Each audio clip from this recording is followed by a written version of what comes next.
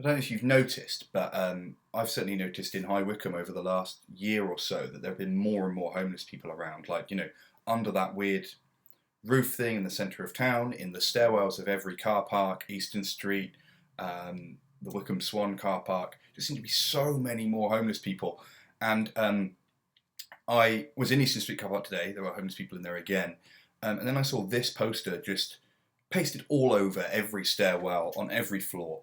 Um, and, well, I'll just read it to you. So this is a private car park. It's the property of Wycombe District Council. And this car park is to be used strictly for parking purposes only. Okay, so anyone who's got some other uses for a car park, you're not allowed to. Any type of antisocial behaviour, including sleeping, urinating, erecting structures, lighting fires, or threatening or abusive behaviour is strictly prohibited. Wycombe District Council will take any necessary legal action. Unattended items will be disposed of without notice. But if you are homeless and require assistance, please contact this number. Now, firstly, what do you mean if? Of course you're homeless. Who is sleeping in a car park for a laugh? Like, they've got a house, they're not homeless, they just feel like sleeping in a car park. That's not happening. And as far as comma-separated lists go, antisocial behaviour to include sleeping and threatening or abusive behaviour, that's a very broad range of things. And I'd wonder if anyone is actually being threatening or abusive. I've had to walk past a number of homeless people in Eastern Street car park a load of times to get to my car, and other than them making me feel guilty about my relative, well, just my wealth compared to them, that's just me. They were polite, they moved out of the way, there was nothing threatening or abusive at all. Now, okay, I guess the council has got a responsibility to make sure that nobody has to smell urine when they're getting into their car. Sure, but nobody who has access to toilets is taking a piss on the stairs. They're just not doing it. I mean, we're thinking about this the wrong way round, surely. Why warn and threaten, like, legal action to people who are already in a dire situation where they're homeless and they're sleeping in a car park? And what's so annoying about this isn't like a mining town or some other old school reason why we know there's poverty. I mean, like, High Wycombe now includes as part of its district Hazelmere, Penn, Tyler's Green, Flackwell Heath. There's a lot of wealth in this area.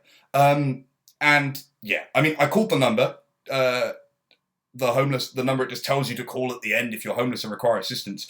It's a charity, I think, called StreetLink. Really helpful, actually.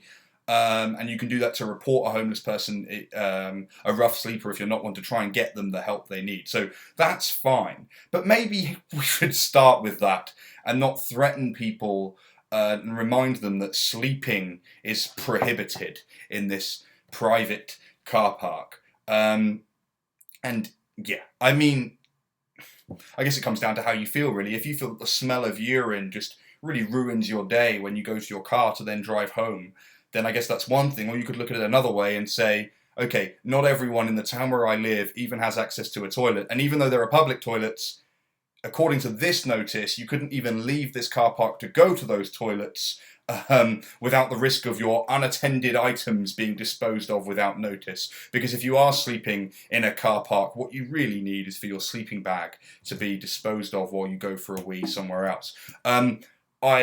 Last week I emailed Wycombe Homeless Connection, as it happens, just to say I feel like there's been a lot more homeless people in Wycombe lately. Is that right? And their stats are on their website, actually. They say that in the last 6 months of 2014, more than twice as many guests have approached Wycombe Homeless Connection in the same period as in the previous year. An increasing proportion of them are women, and alarmingly families too. They're supporting an average of 10 individuals every weekday. And they said the rapid rise in numbers is blamed on a shortage of affordable housing, as well as changes to the benefit system. For example, crisis loans have been abolished, making it much harder to find rent in advance. Private landlords have a queue of potential tenants, so they don't really care. They're not going to be interested in rent without an advance. Social housing is now only accessible to those who can prove long-term residency in an area, which, when you're homeless, and that can be really hard to prove. This is all on their website. I don't even know why I'm saying this. It's just really pissed me off, to be honest. So what can we do? Well, you need to put pressure on MPs. This is ridiculous. But on top of that, I'll put some links in for Wycombe Homeless Connection, who, quite frankly, need some money. So if you've got some money, to donate, that would be good. About 90% of their funding is from voluntary sources, and they are currently predicting that in 2015, by the summer of 2015, they will have more homeless people on the streets of High Wycombe than ever before. It's 2015, and we're in a situation where we're going to have more homeless people on the streets of High Wycombe than ever before. We've been weighing the town mayor since the 1200s. So how, like 800 years later, here we are with more people without houses in an area that is, surrounded by quite a lot of wealth. Right, I'm annoyed. Hopefully you are as well. Donate if you can. I don't know. Do something about it.